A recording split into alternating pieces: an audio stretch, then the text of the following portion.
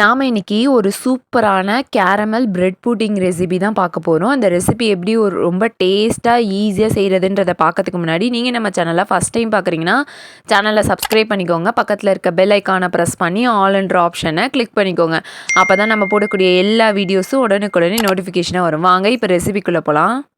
இப்போ இந்த புட்டிங் செய்றதுக்கு நம்ம வந்து ஒரு 6 பிரெட் ஸ்லைசஸ் எடுத்துக்கலாம். இதுல இருக்க அந்த ஓரங்கள் எல்லாத்தையுமே வந்து கட் பண்ணி எடுத்துக்கலாம்.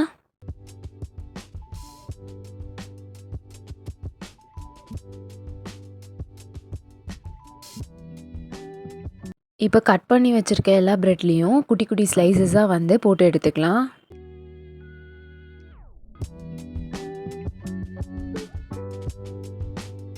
இப்போ பிரெட்ஸ் எல்லாத்தையுமே வந்து நல்லா ஸ்லைசஸ் ஆக்கியாச்சு. இப்போ ஒரு மிக்ஸி ஜார் எடுத்துக்கலாம். நான் வந்து இந்த கேரமல் புட்டிங்க்கு 2 முட்டை எடுத்திருக்கேன். அந்த 2 முட்டையும் ஒன்றா உடச்சி இந்த மிக்ஸி ஜாரில் ஆட் பண்ணிக்கலாம். இப்போ நம்ம குட்டி குட்டியாக கட் பண்ணி வச்சுருக்க பிரெட் துண்டுகளை இதில் வந்து சேர்த்துக்கலாம். எக்கோட ஸ்மெல் வராமல் இருக்க 1 ஸ்பூன் அளவு வெனிலா எசன்ஸை வந்து சேர்த்துக்கலாம். அதே 1 கப் அளவுக்கு சுகர் வந்து சேர்த்துக்கலாம். இப்போ 1 கப் அளவுக்கு பால் வந்து சேர்த்துக்கலாம். சேர்த்துட்டு இதை வந்து மூடி போட்டு நல்லா வந்து கிரைண்ட் பண்ணி எடுத்துக்கலாம். இப்போ பாருங்கள், இதை வந்து நல்லா கிரைண்ட் பண்ணி எடுத்தாச்சு. இப்போ மூடி ஓப்பன் பண்ணி பார்க்கலாம். சூப்பராக கிரைண்ட் ஆயிருச்சு. இந்த டைமில் இப்போது நம்ம கேரமல் செய்ய போகிறோம். அதுக்கு ஒரு பேன் எடுத்துக்கலாம். அதில் 1 கப் அளவுக்கு சுகர் சேர்த்துட்டு அதில் கொஞ்சோண்டு வாட்டர் ஆட் பண்ணி மிக்ஸ் பண்ணிக்கிட்டே இருக்கலாம். இது கேரமல் வந்து ரெடி ஆயிரும்.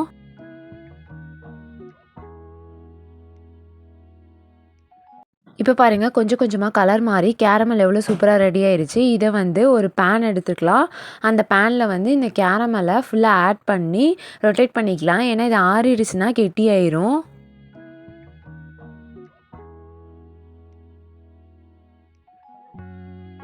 இப்போது இந்த கேரமலை நல்லா வந்து ஸ்ப்ரெட் பண்ணியாச்சு. இந்த டைமில் நான் ஒரு ஸ்ட்ரெயினர் எடுத்துக்கிறேன்.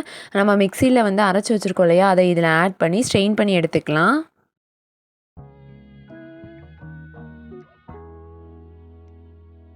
இப்போ இது நல்லா ஸ்ட்ரெயின் பண்ணி எடுத்தாச்சு. இந்த டைமில் நான் ஒரு சில்வர் ஃபாயில் பேப்பர் எடுத்திருக்கேன். நீங்கள் வேணும்னா ஒரு தட்டு போட்டு கூட மூடி எடுத்துக்கலாம். இது சில்வர் ஃபாயில் பேப்பரில் ஃபுல்லாக க்ளோஸ் பண்ணிவிட்டு ஒரு இட்லி பாத்திரத்தில் தண்ணி வச்சுருக்கேன். இதில் ஒரு இட்லி தட்டு வச்சு அந்த கேரமல் புட்டிங்கை எடுத்துகிட்டு வந்து இதில் வச்சு ஸ்டீம் பண்ணி எடுத்துக்கலாம். இந்த கேரமல் புட்டிங்கை நம்ம வந்து இட்லி பாத்திரத்தில் தான் வந்து ஸ்டீம் பண்ணி எடுக்க போகிறோம். இப்போ மூடி போட்டு க்ளோஸ் பண்ணிக்கலாம்.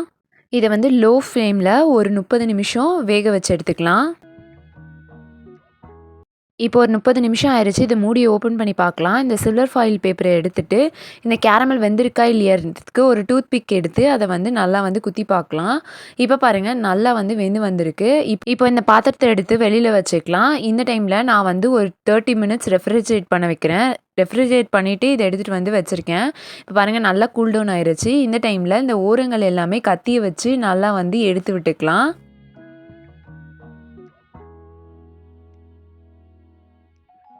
இப்போ ஒரு பிளேட் எடுத்திருக்கேன். அதை வச்சு இது ஃபுல்லாக வந்து கமத்தி போட்டுக்கலாம். 2 தடவை டபுள் டேப் பண்ணோன்னா அது வந்து கீழே வந்துடும். இப்போ பாருங்கள், கேரமல் பிரெட் புட்டிங் ரெசிபி எவ்வளோ சூப்பராக அருமையாக ரெடி ஆயிடுச்சுன்னு இப்போ நான் கட் பண்ணி காட்டுறேன்.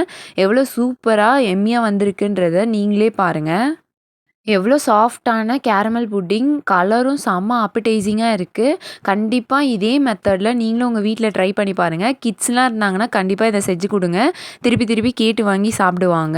ஓகே ஃப்ரெண்ட்ஸ், இந்த ரெசிபி உங்களுக்கு பிடிச்சிருக்குன்னு நினைக்கிறேன். பிடிச்சிருந்தா நம்ம சேனலில் லைக் பண்ணிக்கோங்க. உங்கள் ஃப்ரெண்ட்ஸோடையும் ஷேர் பண்ணிக்கோங்க. இந்த ரெசிபியை வீட்டில் செஞ்சு பார்த்துட்டு எப்படி இருந்துச்சுன்றதை கமெண்ட் செக்ஷனில் சொல்ல மறந்துடாதீங்க.